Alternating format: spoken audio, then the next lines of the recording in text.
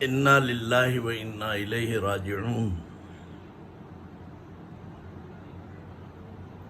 اس وقت رات کے 9 بج رہے ہیں اور ابھی آدھے پون گھنٹے میں یہ خبر ٹی وی چینل پر گزری، اور پہلے یہی دیکھ کے صدمہ تھا کہ فائرنگ ہوئی اور وہ زخمی ہوئے، اور تھوڑی دیر میں پھر یہ خبر آ گئی کہ حضرت مولانا ڈاکٹر عادل خان صاحب رحمۃ اللہ علیہ بن گئے، شہید ہو گئے، اور ان کے ساتھ ان کے بیٹے زخمی اور ان کا ڈرائیور۔ بس حقیقت یہ ہے کہ اپنی طبیعت کی جو کیفیت ہے وہ میں بیان نہیں کر سکتا۔ انتہائی صدمہ، انتہائی رنج اور قلق اور ملال ہوا۔ اللہ تعالیٰ ان کے درجات کو بلند فرمائے، ان کی قبر کو نور سے بھرے، ان کی خدمات کو قبول فرمائے۔ در حقیقت یہ بہت بڑا خلا ہے، اور بہرحال علماء ہمارے بہت سے اکابر بزرگ اٹھ گئے 2-2.5 مہینے کے اندر، لیکن یہ مولانا عادل خان صاحب کا جو یہ اس وقت حادثہ اور واقعہ ہوا ہے، اس نے بظاہر بہت ہی گویا میں سمجھتا ہوں کہ میری کیفیت یہ ہے کہ جیسے اعضاء مفلوج ہو جائیں یا شل ہو جائیں۔ بہرحال یہ دنیا ہے، جانا ہے، اچھا کام کر کے جائیں تو سبحان اللہ، باقی جانا سب کو ہے۔ میں اس واقعے پر اپنی طرف سے، اپنے جامع احتشامیہ، اپنے نمازی، اپنے اہل خانہ کی طرف سے بھرپور تعزیت کرتا ہوں اور سوگواران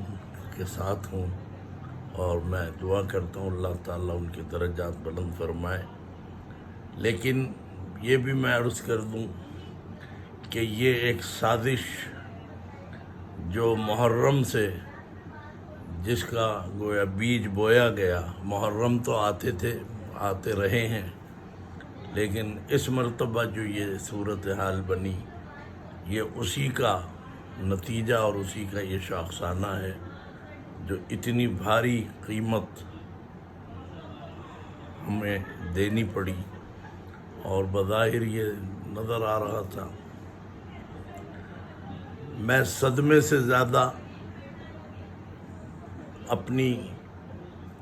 یہ بات عرض کروں گا کہ تشویش اور گویا حالات کی خرابی یہ میرے سامنے نظر آ رہی ہے، اور ظاہر ہے کہ یہ ایک بہت بڑا ایک قدم اٹھایا گیا ہے اس ملک اسلامی جمہوریہ پاکستان کو نقصان پہنچانے کے لیے یہ سازش تھی، اور یہ گویا ہوا ہے۔ تو بڑے بڑے صدمے جھیلے ہیں پاکستان نے، ہم نے، لیکن یہ کہ یہ واقعہ بہت بڑا ایک واقعہ ہے، اور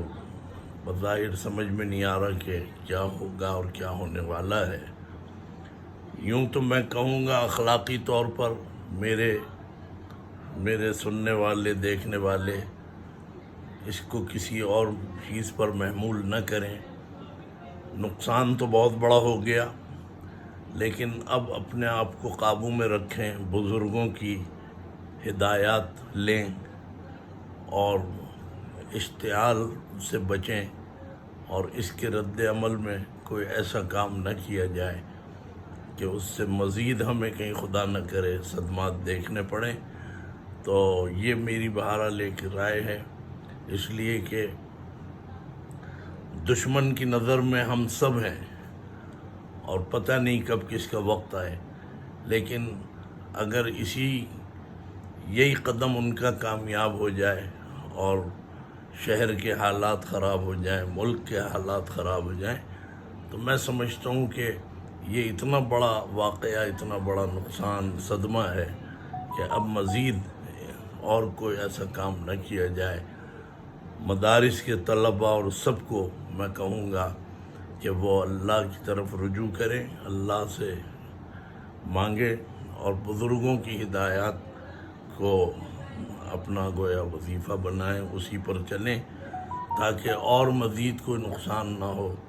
ایک ایک طالب علم کی جان بھی بڑی قیمتی اور ہمارے لیے بہت وقت رکھتی ہے، تو اس لیے بس اب یہی ہے کہ اس قافلے کے ساتھ ہمیں چلنا ہے۔ لیکن میں وزیر اعظم عمران خان اور chief justice of supreme court اور chief of the army staff اور جتنے بھی پھر ان سے نیچے ہیں، میں سب سے یہ بات کہوں گا کہ آپ سنجیدہ ہو جائیں اور اس مسئلے کے اوپر بہت ٹھیک ٹھاک آپ ایکشن لیں اور قاتلوں کو پکڑیں، انہیں سزائیں دیں اور سر عام ان کو پھانسی دی جائے۔ یہ اگر نہ کیا تو بہرحال پڑوس کی لگی ہوئی آگ جو ہے وہ کہیں ہمارے گھر تک نہ پہنچ جائے۔ تو پاکستان کی سلامتی اسی میں ہے کہ حضرت مولانا ڈاکٹر عادل خان صاحب کی شہادت کا پورا جو ہے بدلہ حکومت وقت اس کے اوپر اپنی پوری فورس لگائے، اور chief of the army staff بھی جہاں دشمنوں کی فوجوں کو روک رہے ہیں ملک کی سلامتی کے لیے، وہاں اندرونی طور پر اس کے لیے آپ اپنی کمر باندھ لیں۔ اگر باہر سے تو آپ دشمن کا حملہ روک دیں اور اندر انتظامات نہ کریں تو میرا خیال ہے کہ پھر یہ سلامتی جو ہے یہ ناکافی ہوگی۔ یہ سلامتی کے انتظامات اور یہ سب کچھ، تو اس وقت ملک کی سلامتی جو ہے وہ اس واقعے کے اوپر ایکشن لینے پر ہے تاکہ عوام جو ہے پھر وہ اپنا کوئی رد عمل نہ دکھائیں۔ یہ میرا پیغام ہے اور میں بہرحال دعا کرتا ہوں اللہ تعالیٰ حضرت مولانا عادل صاحب کے درجات کو بلند فرمائے اور ہمیں سب کو صبر جمیل عطا فرمائے، ہمارے سب بزرگوں کی سب کی حفاظت فرمائے۔ اللہ تعالیٰ ہمارے ملک کی